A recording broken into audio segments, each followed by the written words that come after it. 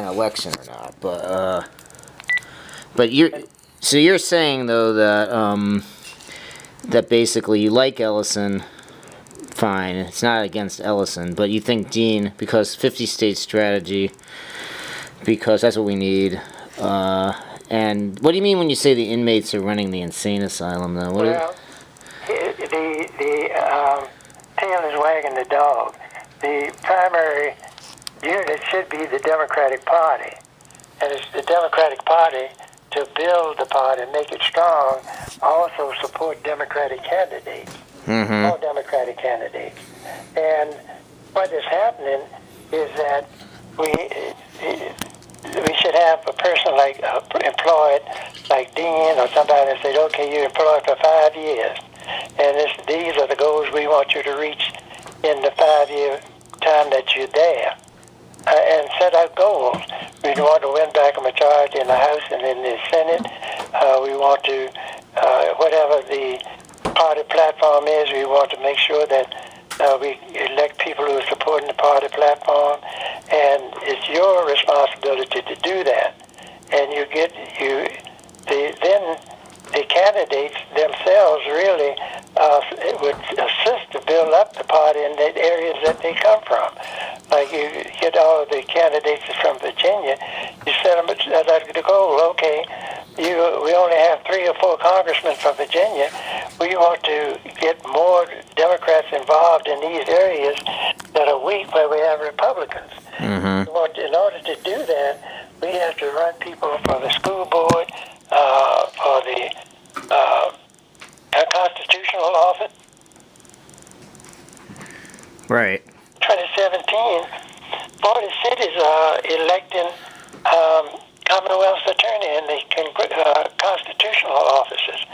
If Northern and Herring got out here and said, look, we're going to recruit 40 attorneys to run for these seats, maybe half of them already Democratic, but let's assume that whatever, we're going to have good Democrats running for these constitutional offices, that will bring out the vote for them.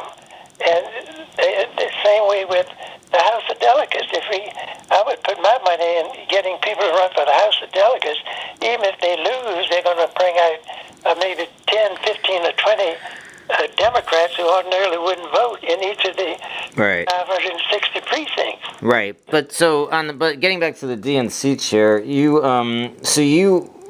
don't think that Ellison gets this? Is that what you're saying? Now, I don't care whether it's Jennifer, Ellison, or anybody else. They are puppets. Jennifer, who's Jennifer? Elected officials, so they're going to go along with the flow. If you say Schumer is going to endorse him, Schumer is going to be his boss. So we need an independent person who's paid to build a party, and you think Howard Dean is? Definitely, yeah. Who's Jennifer? Jennifer, what is the lady that? You mean Donna Brazile? No, from Florida. Oh, Debbie Wasserman Schultz? Debbie Wasserman Schultz, yeah. She was a puppet for the elected officials. Yeah. She did not have any independence. She didn't even control Florida. I mean, she should have been there helping all of these people who are running in Florida. They got no support. But if they paid more attention to people run for Congress, they may have gotten those extra votes that they needed. But as I said, they wouldn't even invite them on the platform to be on the platform or give them exposure when Hillary came in. You know how usually they would go through the ritual of endorsing. We have somebody here, a congressman or senator, House delegate, somebody, and they introduce them to give them a little play. But they wouldn't even do that. Right. Yeah, I guess the first thing is to find out what this process is going to be. I mean, there's no sense endorsing if there's not even an election, I guess. Although it still is newsworthy, I think, that you are supporting Dean, because now were you a Sanders supporter? Yeah, well, definitely, yeah. Okay, so you were a Sanders supporter, and that's even more because Sanders himself has apparently endorsed Ellison. And what do you think of that? Well, he's hooked up with, that's exactly our problem. Naturally, he's going to look out for an elected official. And I disagree with him. I think there's a... Wait, you just cut out here. You still there? Can you hear me now? I just lost. Yeah, I lost the last 15 seconds. Yeah, what I said is you need an outside guy to come in, like a city manager, to come in and this is what we want you to do. We want you to develop the Democratic Party in each of these counties. The local counties got to be built up in these areas where we're weak. We got to start where we're weak, because there's no need to put all our emphasis in Northern Virginia when they're organized and they know how to get the vote out.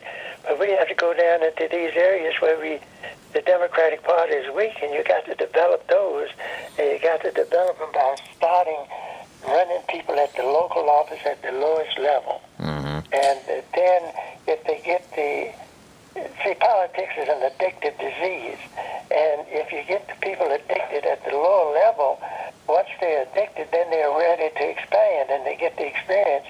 It's easier to get elected in one of these counties when you're only running from 5 precincts. Right. They're manageable, don't cost any money, and you can knock on the doors of those 5 precincts. And if there are 30 precincts in the county, and you got 6 people running for these 5 precincts, naturally you're going to begin to get a base, and you get people involved, and then they can see that they can win, and that's going to make them expand. So as I said, you can't do it in one election, because you're not going to ordinarily win the first election, but then you're going to make progress, and the people can see that they're achievable.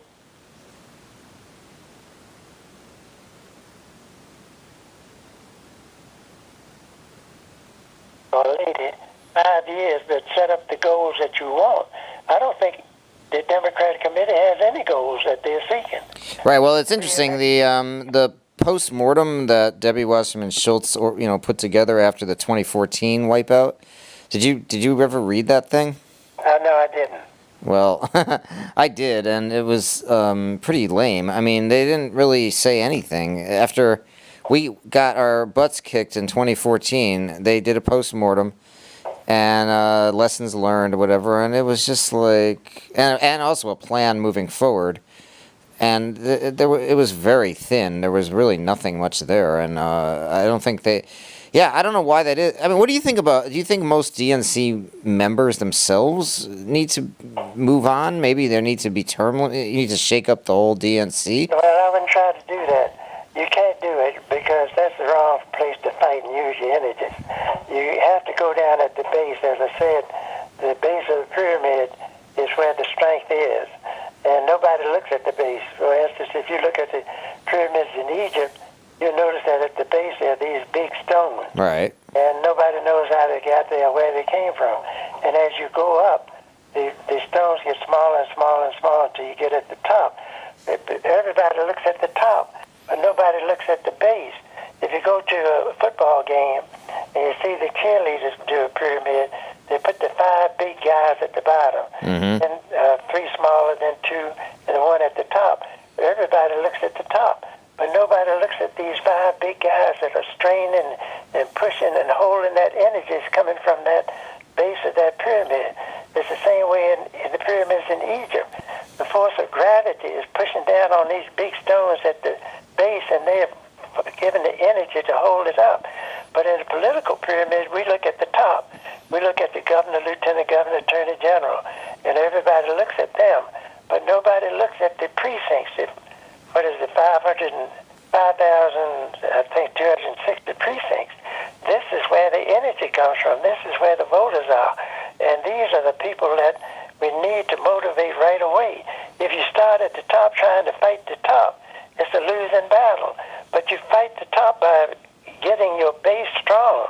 And you can't, Right, but we're talking about, I get that, but we're talking specifically right now about the DNC chair, well, which the is the same top. way. Which is the top. I mean, and then I just asked you about the DNC structure and membership, and if that needs to change as well. You can't change it from the top. You got to go down in each of these county Democratic committees. That's where you have to bring about the change. So the DNC chair doesn't have the power to change the DNC.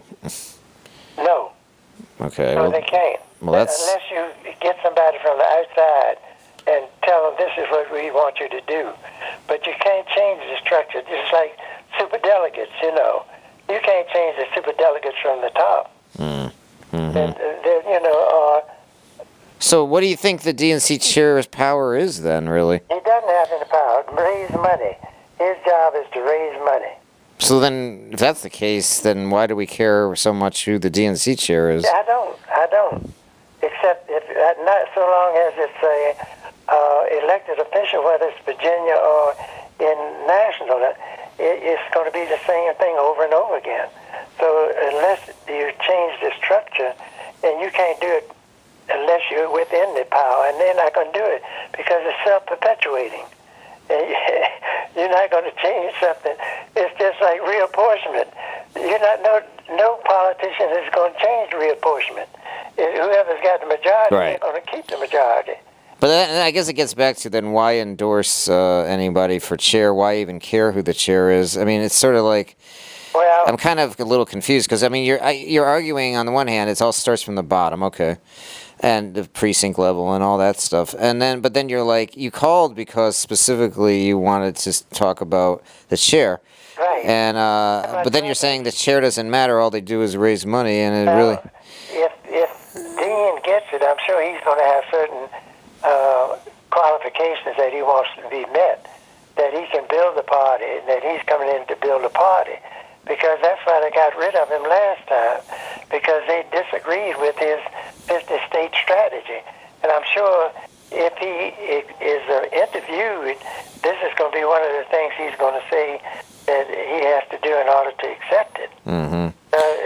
If I had my druthers, I'd rather have a guy who's not an elected official right. than one who is. Does it matter if you have more? Hopefully that he may be able to bring about a change. Does it matter if you have a African American or a minority, whatever? Does No, it? it doesn't matter to me. Doesn't matter. No. Because now, if they wanted to be in the job of raising money, then that might be a disadvantage. If you're Muslim or used to be a Catholic, or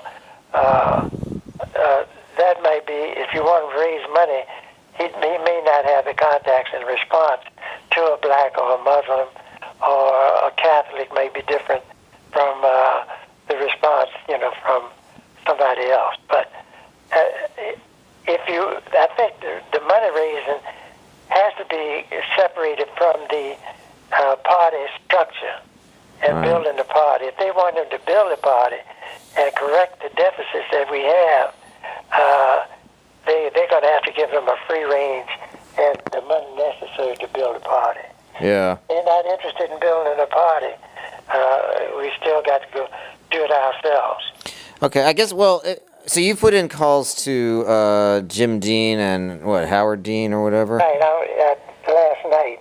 Okay. So I want to try to catch them today in the office just to find out what the procedure is. Right, that's what I'd like to. I mean, if I were going to write about this, I mean, I guess it's interesting that you're endorsing, but I guess it'd be more interesting to know if, first of all, if there's even an election. I mean, Right. I'm not sure it matters much if there isn't even an election. But then if it's automatic, you have to put pressure on the people to even think about it. They may not even they might even not think they're going to have opposition. Right. But if they don't consider Dean, then that's going to piss off all of the Dean people and the Sanders people, even Right. though Sanders is endorsing. Ellison. Yeah, the people are not going to follow him on that. So, do you want me to write about this, or? If you would, I appreciate it. I mean, do you want me to quote you on any of this stuff that we've just been talking about? Yeah, you can quote me. Okay. And I've been preaching it, for the last 30 or 40 years, so I don't mind you quoting me. In fact, the whole structure needs to be changed. Of the DNC. Yeah, well, it's all political parties, but I'm more interested in the Democratic Party. But the Republicans have the same problem. Mm-hmm. And this is why you're having this defection, because nobody pays any attention to the people at the base of the pyramid. Mm-hmm. And you don't think Ellison would? he can't. Any elected official is not going to, well, he doesn't have the time, really. Mm-hmm. Well, that's another. I mean, Dean could do this, I guess, full time. Well, I think he said he'd be willing to do it full time. Right. And you need a full-time person there that can get down at the base of the pyramid. The reason you never have a third party successful is because they always start at the top of the pyramid. Mm-hmm. President and vice president. But they don't have anybody at the base to hold them up. Mm-hmm. So if you want to start a third party, you got to spend 5 or 10 years building your base. Mm-hmm. Running candidates at the local level. And if you have a good message, then you're going to get a following. But if your message is not good, you're not going to get the following. But you can't start a party by running people for president. You don't have anything in between to hold that top of the pyramid up. Yeah, well, we have a pretty thin bench right now, and a farm team, whatever you want to call it. It's very thin, and we've been wiped out at the state and local levels. Democrats are in deep, deep, deep trouble right now. Absolutely. Both, in the states and in Congress now, and I don't know. I mean, it seems like the Democratic Party is in disarray, basically. Everyone was counting on Hillary winning, and at least we'd have the White House. Now, under Obama, we had the White House, but we lost the Congress, and we lost the state legislatures, and we lost governors' mansions all across the country. It's because they're not interested in building what you call a farm team. They don't support people at a lower level. Right. And they don't even... In Florida, they had a lot of people running for Congress, and they could not get support that they needed. And like I said, they would not even invite them to be on the platform with Hillary. This was a criticism of Bill Clinton and Terry McAuliffe, I guess, too. When Bill Clinton was president and McAuliffe was DNC chair, but Bill Clinton was good at getting himself reelected. Yeah. But that the party itself, I mean, we lost Congress in 1994, and we never gained it back until 2006. We gained back the House. And I guess 2006 we gained back the Senate and the House. And and then 2008 we got the White House and everything. But so it was from 94 to 2006, that whole period of time where we didn't control Congress. We were shut out of the White House from 2001 to 2009, early 2009, and then we were shut out of Congress for that whole period. At the state level, the Republicans have put in a lot of effort at winning the state legislatures, and Democrats have sort of, I guess they don't see it as sexy or whatever. I mean, I don't know. I don't know if you remember when Mark Warner was the chairman of the Democratic Committee. Mm-hmm. Now, he was an outsider, right? Yep. And he came in, and he built the party up. Right. And because he went, he got other groups involved, and so he was able to build a party because he was rich. Right. Well, that helps. The party listened to him, Uh-huh. and so he was able to do what he wanted to do because he was a force in the Democratic Party.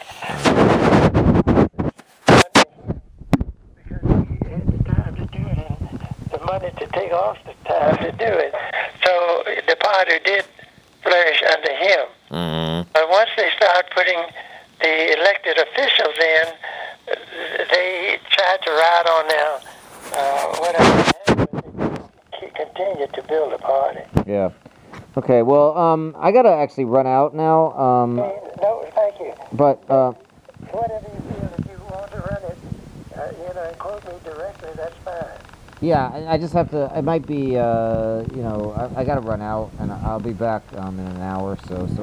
And if you hear it, if you hear any word back from the dean, let me know, I guess. Okay. You can leave me a message or whatever. So appreciate it, and yeah, we'll see. I don't know. Yeah, but I think knowing the rules, is it an election or what is it? But still, it's an interesting story. Yeah. Okay. Okay. Thanks. Thank you. Bye. Bye.